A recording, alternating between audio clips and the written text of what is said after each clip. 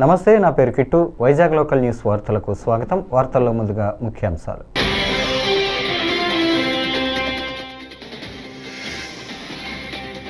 భారత రక్షణ రంగంలో చారిత్రాత్మక విజయం, రక్షణ మంత్రి.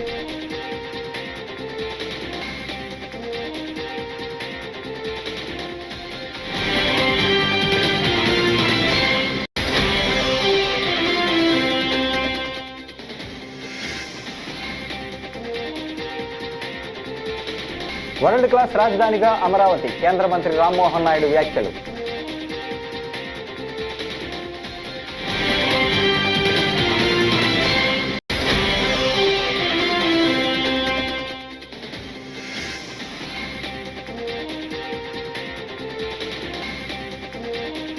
సింహాచలం ఆలయంలో అలరించిన వేణానాదం.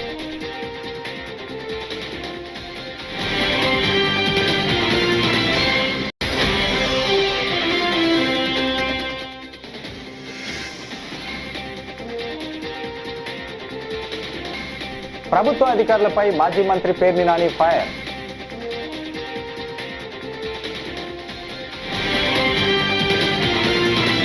ఇక డీటెయిల్స్ చూస్తే, ప్రధాని మోదీ నాయకత్వంలో భారత రక్షణ రంగం చారిత్రాత్మక విజయం సాధించిందని రక్షణ మంత్రి రాజ్నాథ్ సింగ్ పేర్కొన్నారు.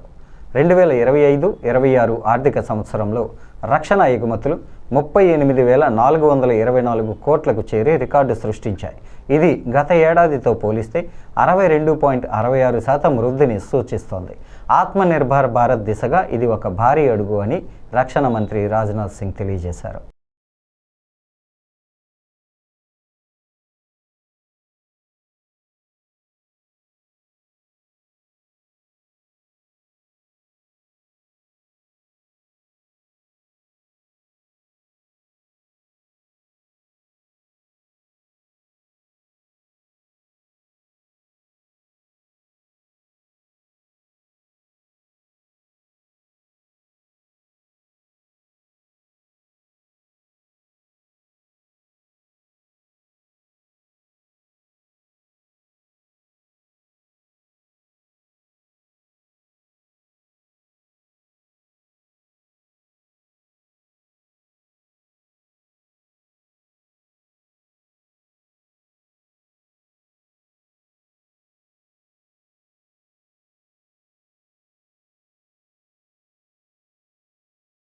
తెలుగు ప్రజలందరికీ ఇవాళ చరిత్రాత్మకమైన రోజు అని కేంద్ర మంత్రి రామ్మోహన్ నాయుడు అన్నారు. చరిత్రలో ప్రజా రాజధానిగా అమరావతి గుర్తుంటుందని చెప్పారు. రాజ్యసభలో అమరావతికి చట్టబద్ధత బిల్లుపై చర్చలో రామ్మోహన్ నాయుడు మాట్లాడారు. రాజధాని నిర్మాణానికి రైతులు స్వచ్ఛందంగా ముందుకు వచ్చి భూములిచ్చారు. ఆ తర్వాత వచ్చిన వైకాపా ప్రభుత్వం 3 రాజధానుల నాటకమాడింది. రాజధాని అమరావతి కోసం ఉద్యమించిన రైతులను తీవ్రంగా హింసించారు. గర్భిణులని కూడా చూడకుండా లాఠీలతో కొట్టించారు. అమరావతి మహిళలకు సాష్టాంగ నమస్కారం చేస్తున్న కృష్ణానదీ తీరంలో అమరావతి నిర్మించాలని ప్రభుత్వం నిర్ణయించింది. ఐకానిక్ వరల్డ్ క్లాస్ రాజధానిగా అమరావతిని తీర్చిదిద్దాలనే లక్ష్యం నిర్దేశించుకుంది అని రామ్మోహన్ నాయుడు అన్నారు. Honorable Chairman, sir, I wholeheartedly thank you for giving me this opportunity to speak on this historic moment where we are redefining the history of Andhra Pradesh. It is a historic day not only for me or 5 crore people of Andhra Pradesh, for the entire Telugu community who is staying inside the country and outside the country also. And I'm a proud man. It is a very emotional moment for me. And it is emotional not only because it is a subject where we are talking about the capital and giving a clarity to the state of Andhra Pradesh, but this redefines the pride, this redefines the faith, this redefines the consciousness of the country it has on its democracy, on the leadership and the whole political system also, sir. And this is something which has much stronger repercussions than looking at it as simply or merely regarding a subject of a state and its capital, sir. And when I talk about the historic moment, we also have to understand why this bill has been brought in the first place. We have to look into the history also a little bit. And when we talk about the history of Andhra Pradesh, sir, it is one of the most prosperous states in the country, one of the most diversified and one of the most forward-looking countries, most entrepreneurial states with one of the best people, talented people in the country. And when this state was bifurcated in the year 2024, as the witness of this parliament itself, for the first time in history, a new state has been created with the capital and the whole state has been left out without the capital. And that is where the Andhra Pradesh రాజధానిగా అమరావతి చట్టబద్ధత bill లోక్సభలో ఆమోదం పొందడం సంతోషదాయకమని ప్రముఖ దర్శకుడు బోయపాటి శ్రీను అన్నారు. శాశ్వత రాజధానిగా అమరావతికి గుర్తింపు రావడంతో మనకు ఒక అడ్రస్ వచ్చిందని ఆయన వ్యాఖ్యానించారు. గుంటూరు జిల్లా వట్టిచెరుకూరు మండలం వింజనంపాడులో కిడ్స్ ఇంజనీరింగ్ కళాశాలలో నిర్వహించిన యువ 2K26 వేడుకలకు ఆయన హాజరయ్యారు. ఈ సందర్భంగా ఆయన మాట్లాడుతూ ప్రజలను బిడ్డలుగా భావించే గొప్ప నాయకుడు సీఎం చంద్రబాబు అని కొనియాడారు. ఆంధ్ర రాష్ట్రానికి రాజధాని ఏది అంటే నిజంగా మనకి బ్లాంక్ వస్తే దానంత అన్యాయం ఒకటి లేదు. నవ్వుకున్నారు, మనం ఏం చేస్తాంలే అన్నారు, ఎవరో ఉన్నారులే అన్నారు. అది కాదు, ఈరోజు గర్వంగా శాశ్వత రాజధాని అమరావతి అన్నప్పుడు మీ అప్లాజ్ ఉంది చూడు, ఇది మాది, మా ఇల్లు అన్న ఫీల్ వచ్చింది చూడు. అది తను చెప్పినప్పుడు మీరు ఇచ్చిన రియాక్షన్ నిజంగా నాకు కడుపు నిండిపోయింది. నిజం, శాశ్వత రాజధాని అమరావతి అయ్యింది అని అంటే నా ఇంటికి ఒక అడ్రస్ వచ్చింది, అంతకన్నా ఇంకేం కావాలి? మన ఇంటికి అడ్రస్ వచ్చింది, కేర్ ఆఫ్ అమరావతి అని చెప్తే గర్వంగా తిరిగి చూసే రోజులు వచ్చే రోజుల దగ్గరకు వచ్చినాయి. అది మీరు చూస్తారు.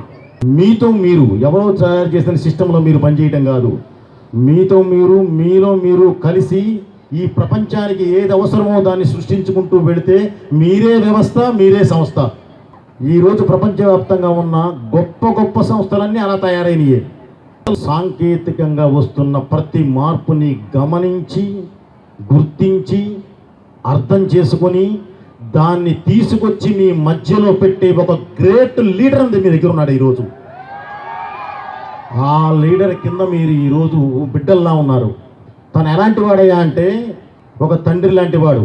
ఒక తండ్రి అయినా తల్లి అయినా ఏం కోరుకుంటారు? నా బిడ్డలు బాగుండాలి, నా బిడ్డలు పైకి వెళ్ళాలి, ఎక్కడికి వెళ్ళినా వాళ్ళు అద్భుతంగా ఉండాలి అని కోరుకుంటారు. అలా కోరుకునే ఏకైక లీడర్ చంద్రబాబు నాయుడు గారు. ఆయనకి ఈరోజు మీరు ప్రభుత్వ అధికారులపై మాజీ మంత్రి పేర్ని నాని తీవ్ర ఆగ్రహం వ్యక్తం చేశారు.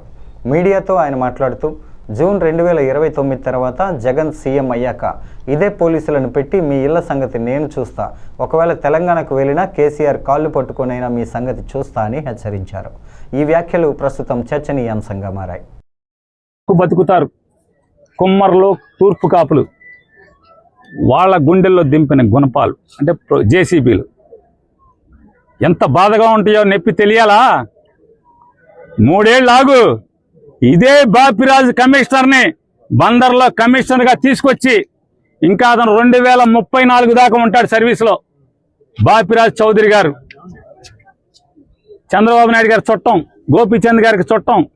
ఈ బాపిరాజు చౌదరి గారిని 2029 గవర్నమెంట్ రాగానే, జగన్ రాగానే ఆ కమిషనర్ బందర్ పోస్టింగ్ తీసుకొచ్చి ఇదే బాధ, ఇదే ప్రొక్లైన్ దిగితే గుండెల్లో ఎంత బాధ ఉంటుందో నీకు.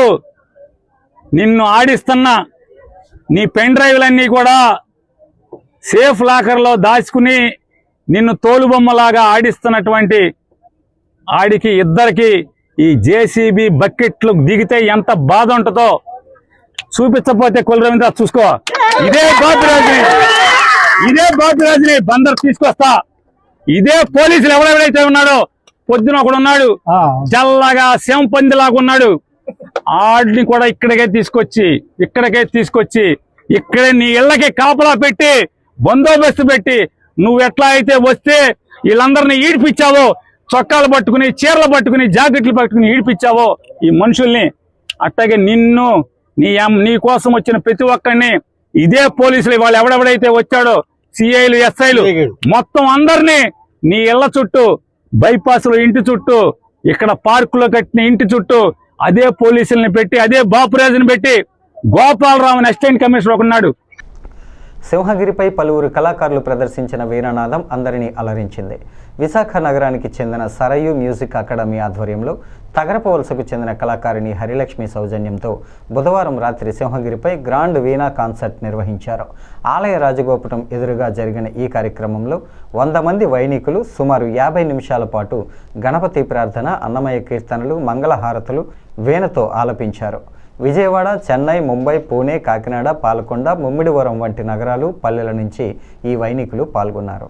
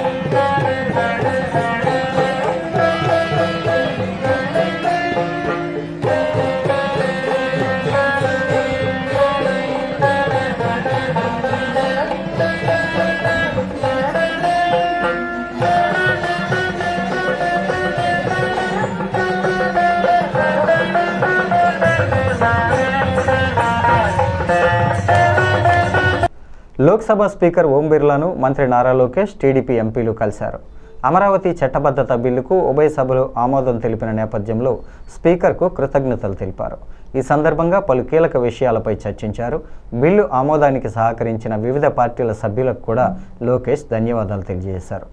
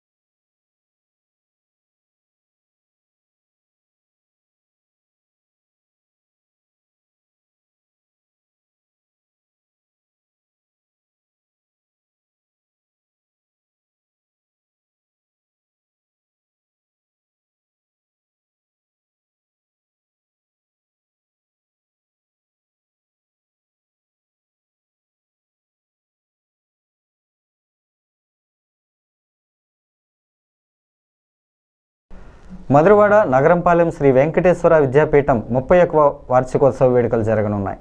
ఈ కార్యక్రమానికి రాష్ట్ర హోంమంత్రి Anitha, MLA Ganta Srinivasarao, MLC Srinivasulu Naidu, police commissioner Sankhabrata Bagchi ముఖ్య అతిథులుగా హాజరవుతారని చైర్మన్ తెలియజేశారు. విశాఖపట్నం భీమిలిలో జరిగే ఈ వేడుకల్లో పలు సాంస్కృతిక కార్యక్రమాలు కూడా నిర్వహించనున్నారు. ఈ ప్రోగ్రాంకి ఒక మంచి సమాచారాన్ని అందించాలని మా తల్లిదండ్రులకి, మా విద్యార్థులకి నేను ఎలా ఎదిగాను, మీరు ఎలా ఎదగాలి అని చెప్పాలని ఒక సంకల్పంతోనే ఒక ఐపీఎస్ ఆఫీసర్ శంకరుద బాగ్చి గారు, Visakhapatnam commissioner and first administrator అయినటువంటి శంకరుద బాగ్చి గారిని మొదటగా మేము ఆహ్వానించడం జరిగింది. వారి స్పీచ్ చూసి మా పిల్లల తల్లిదండ్రులు ఇన్స్పైర్ అయ్యి ప్రతి ఒక్కరూ మా పిల్లలు కూడా ఈ స్థాయిలో ఎదగాలి అంటే మీరు సమాచారం వినాలనే ఒకటి సంకల్పంతో వారిని ఆహ్వానించడం జరిగింది. సో వారు కూడా రావడం జరుగుతుంది. అలాగే వారితో పాటు ఆనరబుల్ హోమ్ మినిస్టర్ గారిని కూడా మేము సంస్థకి ఆహ్వానించడం జరిగింది. ఆవిడ కూడా వన్స్ టీచర్. అలాగే మన భీమిలి కాన్స్టిట్యున్సీ ఎమ్మెల్యే గంటా శ్రీనివాస్ గారిని కూడా ఆహ్వానించడం జరిగింది. అలాగే టీచర్స్ ఎమ్మెల్సీ ఈ 5 జిల్లాలకి ఉత్తరాంధ్ర ఉపాధ్యాయ కమిటీ చైర్మన్ ఎమ్మెల్సీ శ్రీనివాస్ లాయుడు గారిని కూడా మేము ఆహ్వానించడం జరిగింది. శ్రీకాకుళం జిల్లా హిరమండలానికి చెందిన బాలికపై మార్చి 25న వెంకటరమణ అత్యాచారం చేసి హత్య చేసినట్లు డీఎస్పీ వివేకానంద బుధవారం వెల్లడించారు. ఎస్కోటకు చెందిన వెంకటరమణ వైజాగ్లోని పెందుర్తి పరిధి సుజాత నగర్లో ఉంటున్నాడు. బాలికను తన అపార్ట్మెంటులో అత్యాచారం చేసి అనంతరం హత్య చేశాడు. మృతదేహాన్ని కారులో తీసుకువెళ్లి అనారోగ్యంతో చనిపోయిందని తల్లిదండ్రులకు అప్పగించాడు. నిందితుడిని పోలీసులు అరెస్టు చేశారు. హిరమండలానికి చెందిన ఒక 17 సంవత్సరాల అమ్మాయిని ఎస్కోడికి చెందిన కలవల చదువు చెప్పిస్తానని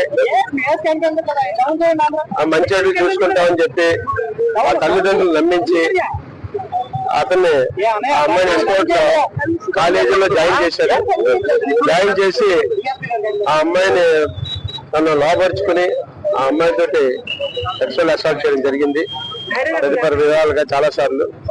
అలాగే ఇతను అందరినీ ఎవరైతే పూర్ ఫ్యామిలీస్ ఉంటారో పేదవారు ఉంటారో వాళ్ళ తాలూకా పిల్లలందరినీ కూడా చదివిస్తాను, ట్యూషన్స్ చెప్తాను అనేటువంటి ఒక షేడ్ లో వాళ్ళందరూ లోపరుచుకోవడం, వాళ్ళతోటి అసాంఘిక కార్యక్రమాలు చేయడం, ఇలా చిన్నపిల్లలు చాలా మంది చేశారు. మాకు దర్యాప్తులో కూడా తెలియంది, దాని మీద దర్యాప్తు చేస్తున్నాం. చేసి ఒక పిల్లని శ్రీకాకుళం నుంచి చదివిస్తానని చెప్పి ఆ రోజు ట్యూషన్ తీసుకెళ్తానని ఎస్కోట్ చెప్పి తీసుకెళ్లి అక్కడ ఆయన ఎస్కోట్ వెళ్లకుండా వైజాగ్ లోనే తిరుగుతూ, వైజాగ్ లో ఆయనకి ఒక హౌస్ ఉంది, సుజాత నగర్ లో ఒక హౌస్ ఉంది. ఆ హౌస్ దగ్గర తీసుకెళ్లి అక్కడ పెందుర్తి ఏరియాలో అక్కడ ఆ అమ్మాయి పట్ల 15 సార్లు అత్యాచారం చేయడం, తర్వాత ఆమె ఇతన్ని పెళ్లి చేసుకోమందని డబ్బులు డిమాండ్ చేసిందని ఆమెను వదిలించుకోవాలని ఎప్పటి నుంచో ప్లాన్ వేశాడు. ఆ ఇంట్లో 24 తెల్లవారుజామున సుమారు 1 గంట 4 గంటల మధ్యలో ఆమెను పెందుర్తి స్థానిక 96వ వార్డు గవర కార్పొరేషన్ డైరెక్టర్ వేగి పరమేశ్వరరావు జన్మదిన వేడుకలు పెందుర్తిలో ఎంతో ఘనంగా నిర్వహించారు. ఈ కార్యక్రమానికి విశాఖ సిపి శంఖభద్ర బాచి, పశ్చిమ నియోజకవర్గ ఎమ్మెల్యే ఘనబాబు, గంటా శ్రీనివాసరావు, బండారు సత్యనారాయణమూర్తి, గండి బాబ్జీ మరియు విశాఖ నగర మాజీ మేయర్ ముఖ్య అతిథులుగా హాజరయ్యారు. ముందుగా వేగి పరమేశ్వరరావు జన్మదిన వేడుకల్లో భాగంగా నాయకులు, ప్రజలు పెద్ద ఎత్తున ఆయన జన్మదిన శుభాకాంక్షలు తెలిపారు. ఈ సందర్భంగా విశాఖ సిపి మాట్లాడుతూ ఆయన జన్మదిన వేడుకలు పురస్కరించుకొని ఎస్ఎస్ఆర్ మెమోరియల్ ట్రస్ట్ ఆధ్వర్యంలో మెగా రక్తదాన శిబిరం ఏర్పాటు చేయడం ఎంతో ఆనందదాయకమని అన్నారు. ఈ కార్యక్రమానికి దాతలు ముందుకు వచ్చి స్వచ్ఛందంగా రక్తదానం అందజేశారని వారికి సిపి చేతుల మీదుగా గుర్తింపు పత్రాలను అందజేశారు.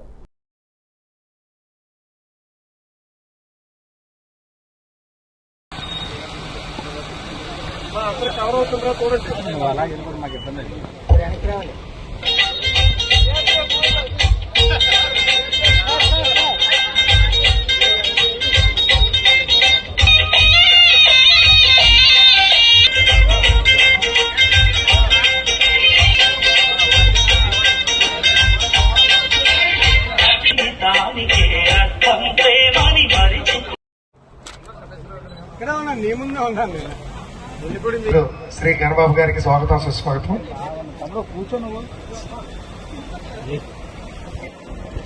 Sir ready sir, ready sir, ready sir, sir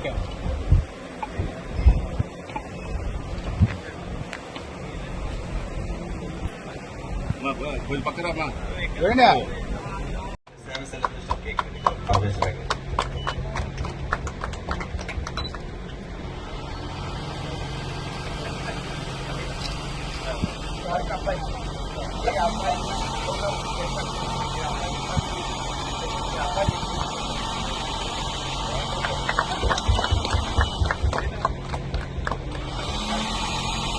సహకారంతో కోడలు ఇద్దరు అన్యోన్యమైనటువంటి సోదరులు. మేయర్గా ఉన్నప్పుడు కూడా పరమేశ్వర గారికి అనేక బాధ్యతలు అప్పచెప్పి ఈ ఇంట్లో కూడా అనేక అభివృద్ధి కార్యక్రమాలకి ఎందుకంటే ఎప్పుడు ఇంత డబ్బులు నేను చూడలేదు. వార్డుకి ఇచ్చినట్టే మేయర్, మొట్టమొదటి మేయర్ 100 కోట్లు 120 కోట్లు ఎలా వచ్చిందో మరి ఎక్కడి నుంచి డబ్బులు తగ్గి తీసారో తెలియదు. కానీ ఒక మేయర్గా మంచి పేరు తెచ్చుకొని అన్ని వార్డులు సమానంగా. ఆంధ్రప్రదేశ్ రాజధానిగా అమరావతికి ఉభయ చట్టసభలు ఆమోదం తెలపడంతో గురువారం పేరూరులో కూటమి నేతలు ఘనంగా సంబరాలు జరుపుకున్నారు. ఉమ్మడి తూర్పుగోదావరి జిల్లా డీసీఎంఎస్ చైర్మన్ చంద్రమౌళి ఆధ్వర్యంలో నేతలు స్వీట్లు పంచుకొని ఆనందం వ్యక్తం చేశారు. చంద్రమౌళి మాట్లాడుతూ అమరావతికి చట్టబద్ధత కల్పించడంతో రాష్ట్ర ప్రజల కల నెరవేరిందని, గత వైసీపీ ప్రభుత్వం 3 రాజధానుల పేరుతో రైతులను తీవ్రంగా ఇబ్బంది పెట్టిందని విమర్శించారు. మీడియా మిత్రులకు నా నమస్కారాలండి. చాలా సంతోషం. ఇవాళ ఆంధ్రప్రదేశ్లో ఉన్నటువంటి ప్రజలందరూ కూడా చాలా సంతోషంగా ఉన్నారు, ఆనందంగా ఉన్నారు. ఏదైతే ఆంధ్రప్రదేశ్కి అమరావతి రాజధానిగా ప్రకటించారో గతంలో చంద్రబాబు నాయుడు గారు 2014లో,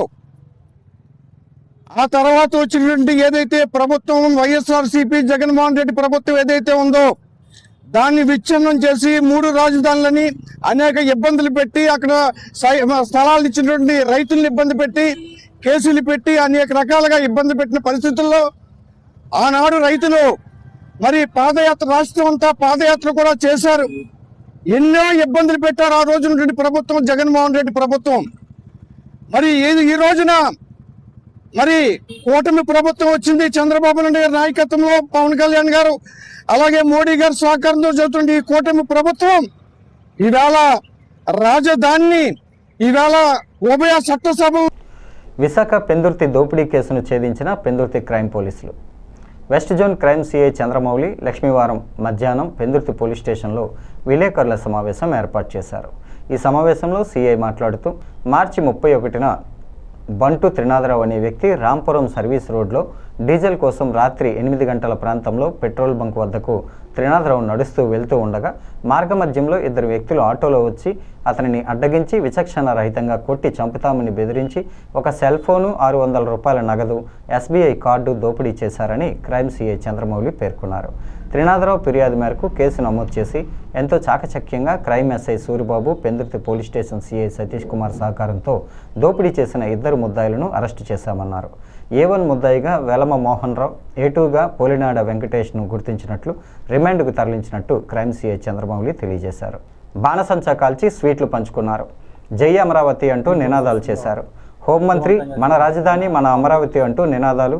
సారిపల్లి పాలెం మంత్రి నివాసం నుంచి నక్కపల్లి ఆర్టీసీ కాంప్లెక్స్ వరకు మంత్రి అనిత ఆధ్వర్యంలో బైక్ ర్యాలీ కూడా చేశారు.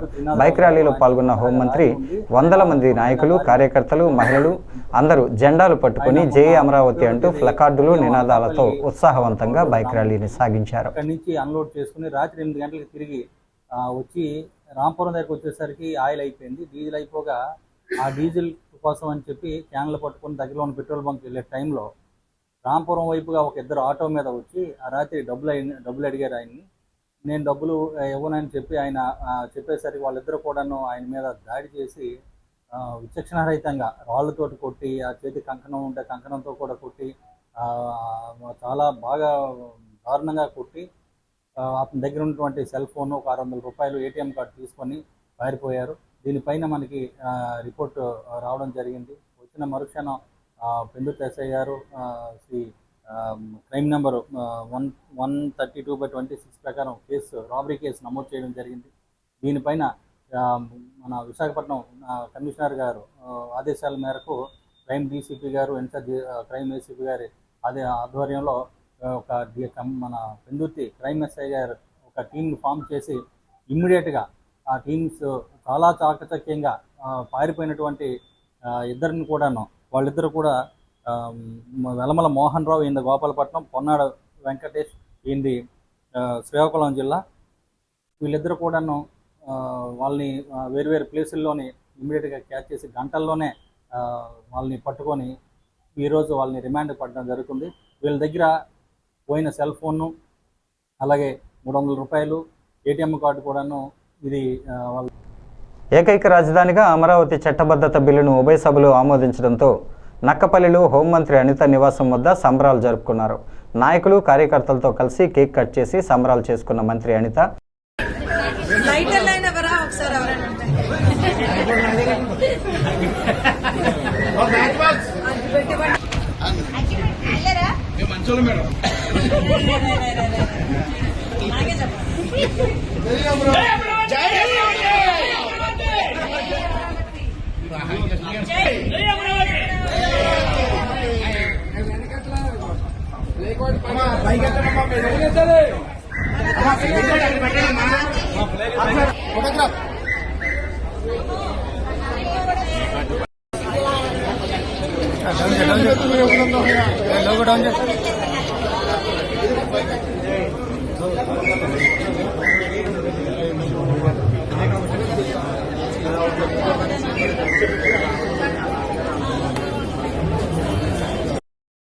పవన్ కళ్యాణ్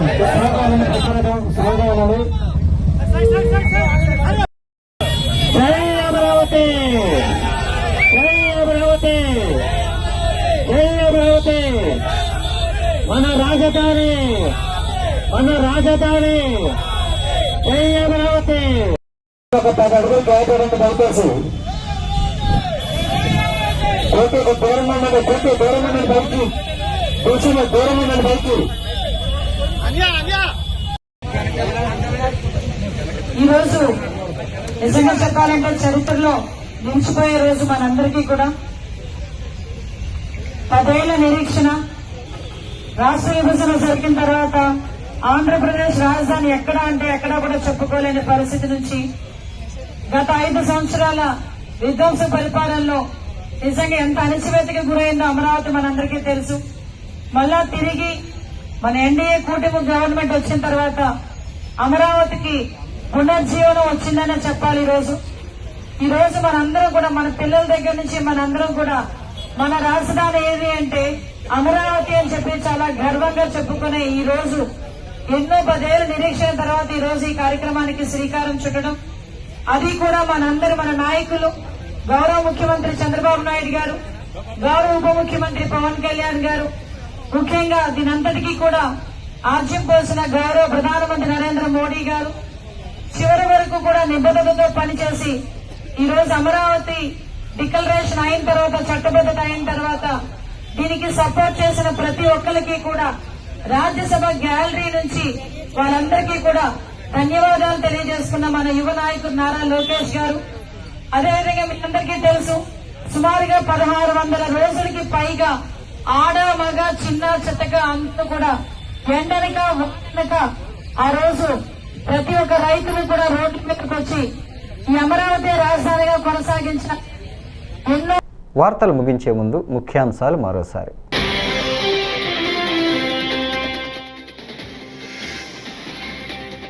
భారత రక్షణ రంగంలో చారిత్రాత్మక విజయం, రక్షణ మంత్రి.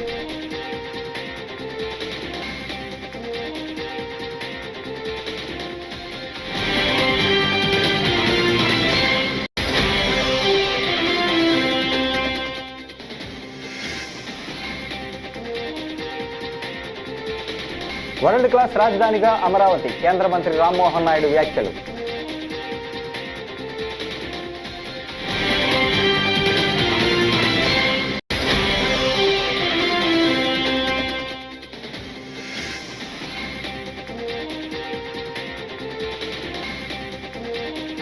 సింహాచలం ఆలయంలో అలరించిన వేణానాదం.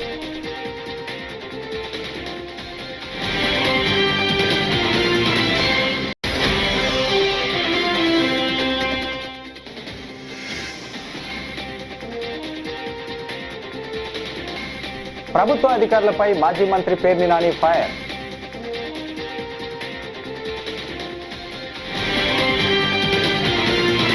ఈ వార్తలు ఇంతటితో సమాప్తం. తిరిగి మరో తాజా బులెటిన్లో కలుసుకుందాం. అంతవరకు సెలవు. నమస్కారం.